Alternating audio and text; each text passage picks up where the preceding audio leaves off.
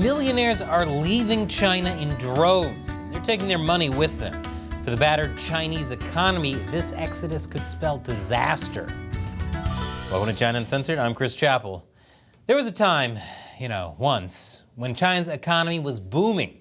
And so too did the number of rich Chinese people. It was reported back in 2018 that China was growing so wealthy, so quickly, that it was creating 2 billionaires a week in dollars, not yuan. But despite China being a communist country that suddenly found itself equipped with a surge of wealth, a lot of the prosperity didn't reach the Chinese working class. Which is crazy because every instance of communism throughout history has worked like a charm. Even today, a lot of Chinese laborers are rural migrants, and they don't get to enjoy the same social and economic benefits as established city dwellers. They also increasingly have to resort to protests to get their wages. And even though many of them have 12-hour workdays, 7 days a week, they will never be able to afford retirement.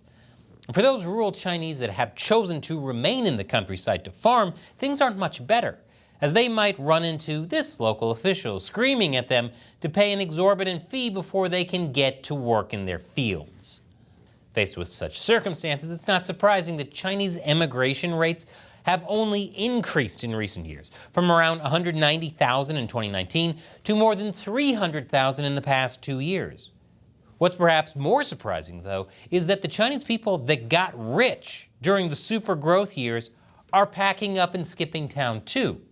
Last year, China saw the world's biggest outflow of millionaires, with 13,800 of them leaving the country. And this year, the country is expected to set an exodus record, with 15,200 estimated to depart. So why are they leaving China? Well, while Chinese millionaires are not facing the same injustices as Chinese laborers, the country has become increasingly unattractive for the rich, too. China's economic growth is slowing down. The Chinese property sector that used to be a source of development and prosperity is in a deep crisis. And the Chinese stock market has lost half its value since 2021. At the same time, the Chinese authorities have taken a sledgehammer to industries that used to attract a lot of attention and capital from wealthy Chinese, with crackdowns in such areas as the healthcare industry, the $120 billion private tutoring industry, and its previously booming tech industry. That last one wiped away $1.1 trillion worth of value. But while some Chinese authorities have been busy decimating entire industries, others have gone for a more up-close and personal approach. Last February, well-known tech insider and billionaire Bao Fan suddenly went missing, which, besides fleeing, is the second most common way China loses its wealthy. Days went by before it was announced that he was allegedly cooperating in an investigation being carried out by certain authorities. Then, earlier this year, it came out that Bao had resigned from his own company due to health reasons and in order to spend more time with family. Now, Bao is not the only one who's been snatched up by the Chinese authorities. A long line of business people have disappeared under similar circumstances in recent years. The most notorious case was that of China's richest man and Alibaba founder, Jack Ma. In 2020, he publicly criticized China's financial regulators, and not long after, he went missing. Then, his company was broken up, reshaping his business empire. When he finally reemerged, he had nothing but praise for the changes that the Chinese authorities had forced on his company. In the meantime, his company had decided to invest $15.5 billion in Chinese leaders Xi Jinping's vision of common prosperity. It's always good to see businesses jumping at sound investment opportunity that has nothing whatsoever to do with the authorities locking up the founder. Today, Ma reportedly spends most of his time outside China. I wonder why. The problem is that when wealthy people leave, they have a tendency to take their money with them. For an already battered economy like China's, thousands of millionaires leaving their wealth could deal a pretty heavy blow. China is already burdened by crushing debt, and if billions of dollars worth of capital leave, the financial situation could become even worse. This is something CCP authorities have been concerned about for a long time. In 2015, the Chinese stock market experienced an unprecedented level of turbulence, with the Shanghai stock market plunging 30% in just 3 weeks. Combined with a devaluation of the Chinese yuan, China's currency, the country was suddenly facing a stock market meltdown and a subsequent large-scale flight of capital. So Chinese authorities imposed strict capital controls to prevent wealthy Chinese getting their wealth out of China. It was the economic equivalent of the Berlin Wall. Since then, every Chinese national is only allowed to transfer the equivalent of $50,000 outside the country a year. At the same time, banks and other financial institutions have to report all domestic and overseas cash transactions of more than 50,000 yuan, around $7,200, to the authorities. The issue with capital controls, though, is that they often don't fully solve the problem of capital flight on their own. When Thailand's currency collapsed in 1997, attempts to prevent a capital flight with capital controls had little effect, with the situation instead cascading into a region-wide Asian financial crisis. The same was the case during the Argentine Great Depression from 1998 to 2002, when capital controls failed to halt a massive capital flight fueled by concerns that the country would default on its debt, which it eventually did. To prevent capital flight, capital controls need to be combined with new policies that address the underlying concerns of capital holders.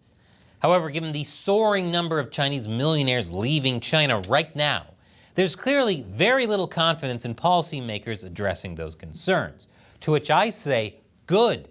At least someone's paying enough attention to have no confidence in them. And just like in previous cases of capital flight, Chinese millionaires have found ways to get their assets out of China despite strict capital controls, using family members to transfer funds on their behalf. Others have purchased gold bars and then smuggled those out of the country. But many have increasingly turned to networks of underground bankers to launder and move their money. These underground bankers often are part of a wide-ranging system of international facilitators and mediators that enable shadow transfers to take place quickly and smoothly across the globe through a variety of informal channels. A common method employed by Chinese shadow bankers is called smurfing. It involves recruiting Chinese people who have not used their annual $50,000 transfer limit. By recruiting a lot of people into these networks, billions can then be moved abroad. It was reported in 2020 that a guy running such a network, who was busted by Chinese police, was single-handedly running a network of 102 individuals, enabling him to facilitate the transfer of millions of dollars abroad every year. While these underground networks can often move funds far and wide for many Chinese rich people, they really only need their funds to be moved as far as next door Hong Kong. Once the funds are there, they can go anywhere. In fact, Hong Kong is such an open place of business these days that even countries under heavy sanctions like Iran, North Korea, and Russia have been able to move goods in and out of the city-state. Because they don't care about flags. The only color that matters to them is green, or blue, and pink, and yellow. Money. They love money is what I'm getting at. From Hong Kong, one of the prime destinations for Chinese money is Singapore. In fact, Chinese rich people have been so successful at skirting Chinese capital controls and getting their money to Singapore that it's resulted in the establishment of hundreds of wealth management offices in the Southeast Asian city-state. Unfortunately, that's also resulted in a spike in rental prices and forced Singaporean authorities to increase their scrutiny of inbound Chinese wealth. Chinese money has likewise flooded into Thailand and Japan. Chinese money is the biggest thing to spread to other nations from China since COVID. This massive exodus of Chinese millionaires and their millions to other countries reveals a complete lack of faith in Beijing's economic policies, and it should be of major concern to anyone involved with the Chinese economy. So maybe take a cue from China's rich and get out. And maybe send some of that money my way. Support China Uncensored over at patreon.com/China Uncensored. The show barely gets anything from YouTube ad revenue, so we really need your support. And if you give, One of the perks is I'll answer your questions at the end of these episodes. And today's comes from Bruce. Hey Chris, I've been hearing a lot recently about the Chinese economy no longer poised to overtake the US. You've done a great job going over why the Chinese economy is struggling, but do you happen to have any data that shows a long-term projection of the economic growth of China compared to the US and other large economies? I'm wondering if countries like Japan and India might overtake China in the next 30 years. Or is this impossible provided the inaccurate data that the CCP releases? That's a great question for today's episode, Bruce. So yes, like you mentioned, China's economic numbers are all made up. That's not just me saying that. That's what the guy who was in charge of China's economy said.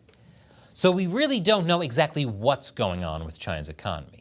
But when you look at things like the lie flat movement, or even this exodus of China's wealthy, you can see that things are really bad.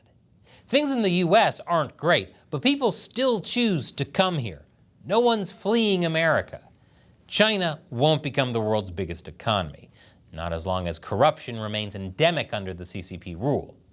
So I definitely think we will be seeing the rise of economies like India, eventually catching up and surpassing China's. Thanks for your question and your support, Bruce. YouTube, whose parent company Google has all kinds of interests in China, is not a fan of China Uncensored.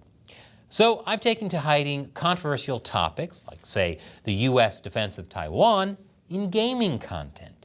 Check out this video about the new Final Fantasy game where you need to go defend an island nation from a sinister evil. Absolutely no connection to real world events. Check it out. Once again, I'm Chris Chappell. See you next time.